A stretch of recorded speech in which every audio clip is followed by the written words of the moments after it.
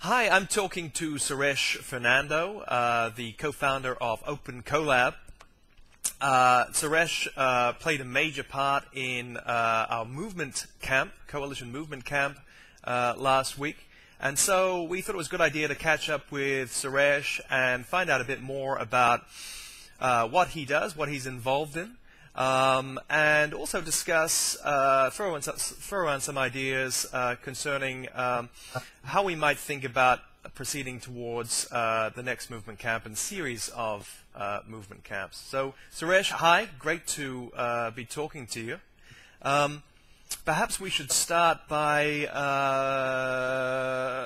asking you a bit about your own background, what led you to get involved in OpenKollab. Sure. So, yeah, my background is somewhat of a long story, and it's a bit of a circuitous path, and I'll try to keep it as short as possible. But the majority of my work history was actually in the finance world. I used to be a stockbroker for a number of years. I ran my own investment banking group, and then I went through this very substantial life transformation, details of which I won't bore you with. But it resulted in me leaving the business world, going back to study philosophy. As you know, we had a bit of an exchange the other day, and contemplating academia, and then realizing that wouldn't work for me, and then mapping my re-entry back into the world. And I realized even when I was in the finance world that I had a sort of a deep interest in technology and the power of technology, and the idea of collaboration and the possibilities for building community and doing really amazing things as a function of the changes that were happening in the technology infrastructure. So that was the genesis, and then I got involved with Matt Cooper, who was organizing a particular project that he needed some virtual infrastructure support. We sort of got to know each other, and there were others that were sort of part of that process.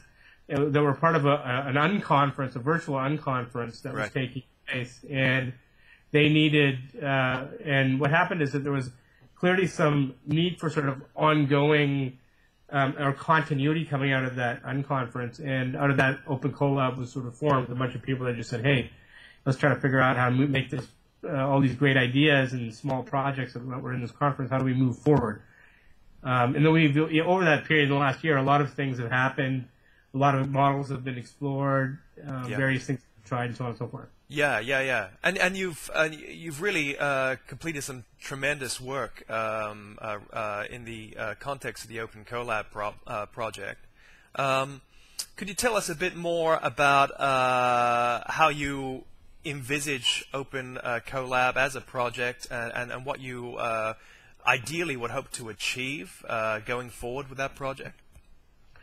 Yeah, I mean, I wish I could give you a clear answer. As you might have noticed. I mean, we've revived the project in the sense that it was somewhat dormant for about the last 6 months, and now the chat space is starting to heat up, and at this point it's a discussion space, and we're in search of a model, and presumably this model would have to be developed collaboratively, but I really don't know exactly what direction the project will take. I'm working on certain things, and I will probably separate my activity from whatever OpenKollab turns out to be. I hope to play a major role or do as much as I can to support this project, because I believe, but I don't know, to be honest with you. And when you say a model, I mean, my impression of what you're doing with OpenKollab is that you're exploring ways to bring visibility to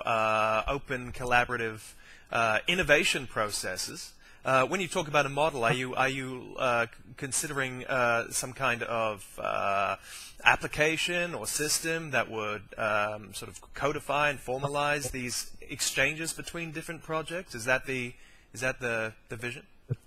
Well, again, as you have seen in the recent past, there's been a lot of discussion around finance. Right? It just so happens that again, in virtue of my background in finance, I've sort of tackled or taken on the challenge of trying to figure out how to raise money for some of these smaller, early stage projects that are delivering social value. And without going into details, it's a tough challenge. Yeah.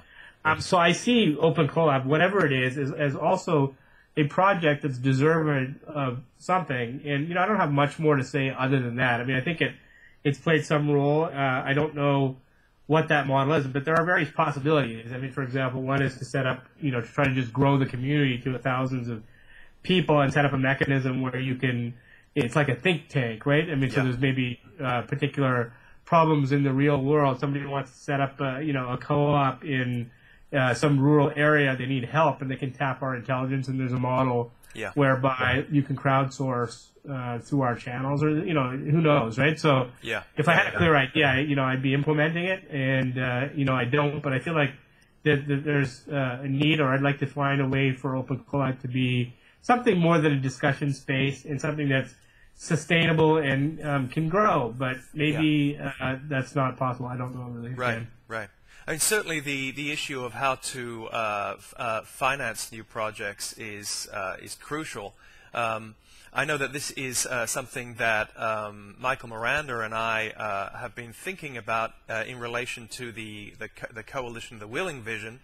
We already have a neat plan of a three-part system, but the challenge is figuring out how to actually get entrepreneurs and investors on board some kind of project to actually move it forward and take it to the next stage of planning and development. Do you have any general insights there about how that could be facilitated? That kind of the financing of this kind of project.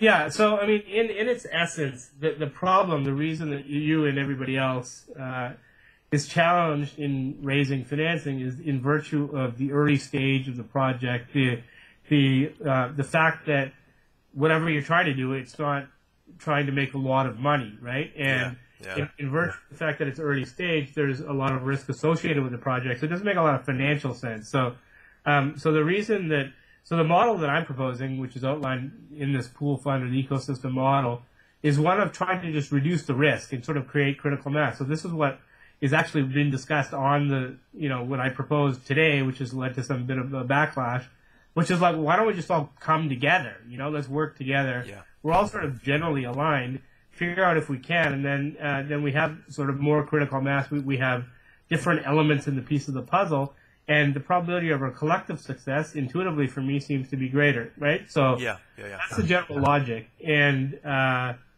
the reason I think that it makes sense, the rationale from a timing perspective, is that we now have the infrastructure, the technology infrastructure, the communications infrastructure, et cetera, to bridge the boundaries of these projects in certain ways that, that are possible for the first time and were not possible in the past. So this notion of operating across boundaries or within a system or connecting the dots, it just makes more sense today. Now, having said that, I don't have any of the details figured out, right? But I'm saying, well, we have this extraordinary pressing problem of how to get money, and here's one possibility, and maybe we should try to figure this out because it behooves us to do so, because it's kind of in the interest of the rest of the world. If we solve this, we'd be solving an important problem. That's right.